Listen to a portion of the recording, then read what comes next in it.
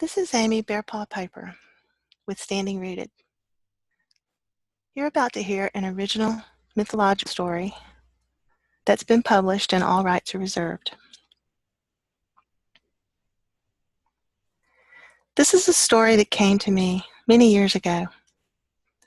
I don't remember hearing it, but for some reason, it's as if I have heard it around 1,000 campfires 1,000 times.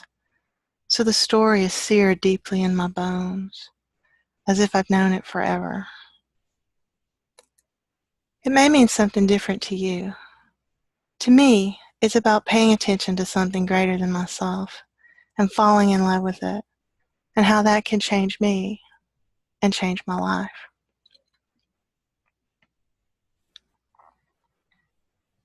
In many cultures, Bear is known as the most powerful of healers and is considered a fierce warrior, teacher, and protector.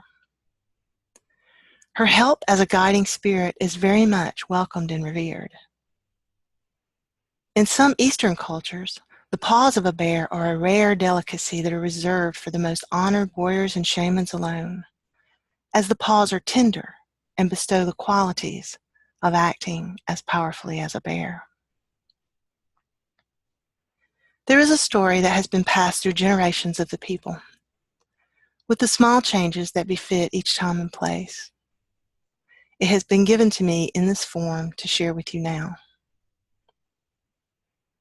Understand that the warrior here is the warrior within each of us, and is given the male gender in this telling only for convenience of words.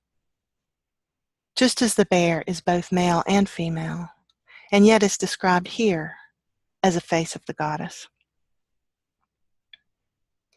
We know all aspects of human and divine nature as both masculine and feminine, yin and yang, and must forgive our current language, its inability to reflect our deeper knowing.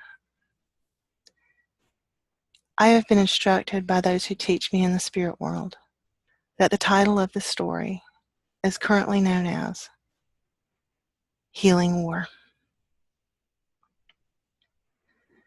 Among the people there grew a young man who was destined to become a great warrior, leader of all the warriors.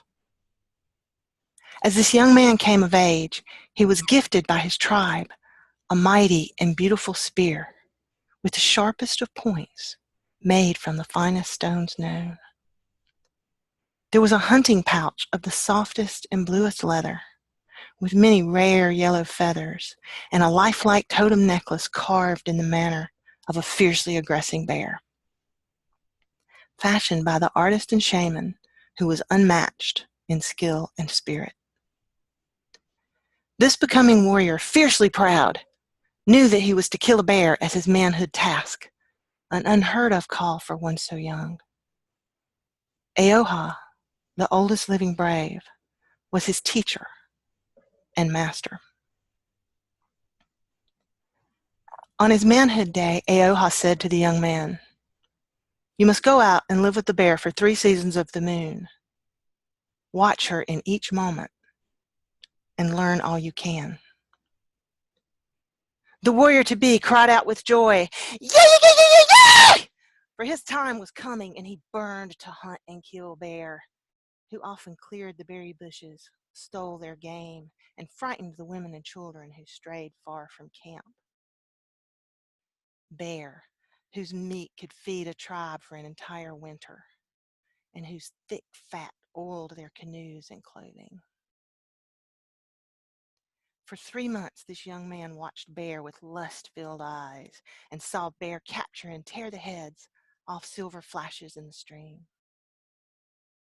He witnessed Bear roar while lesser creatures panicked, leaving their fresh kills for Bear to enjoy. He found Bear's hiding places and noticed how, sated, she would nap away an entire afternoon. As the moon waned the final time, he headed back to camp and told Eoha all that he had learned. Eoha looked into the distance and said, "You have done well, my son. You have learned much about the bear that will aid in your hunt. Yet there is more. Return for another turn of the cycle. For another 3 waxes and wanes, the brave watched Bear even more closely and saw her hibernate, sleeping deeply, then stumble angrily from her den, killing all that came near. He watched as Bear followed the bee to a fallen tree trunk and climbed toward heaven, ignoring the sharp stings in order to enjoy the richness of honey, the sweetness of life.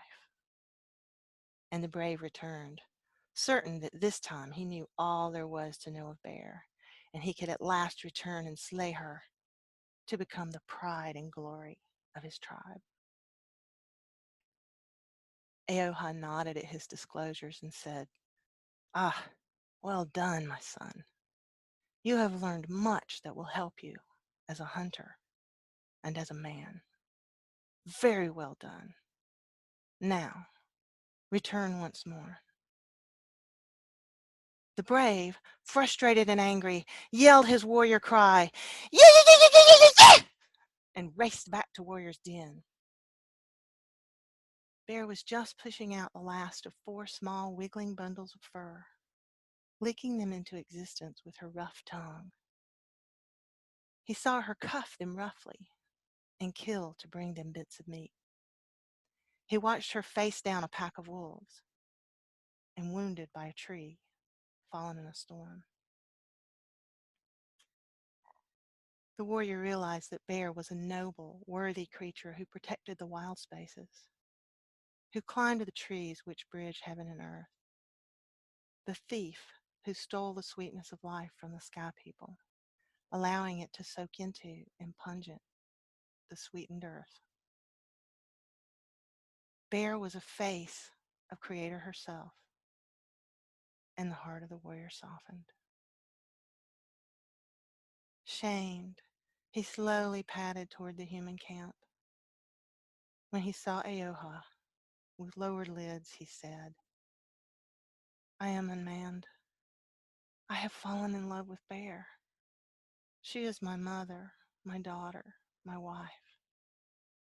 I am sworn to protect and support her true nature, and I can never kill her." "My son," said Eoha, "today you have become a man. Today you have become the leader of our warriors. And today you are worthy to hunt Bear."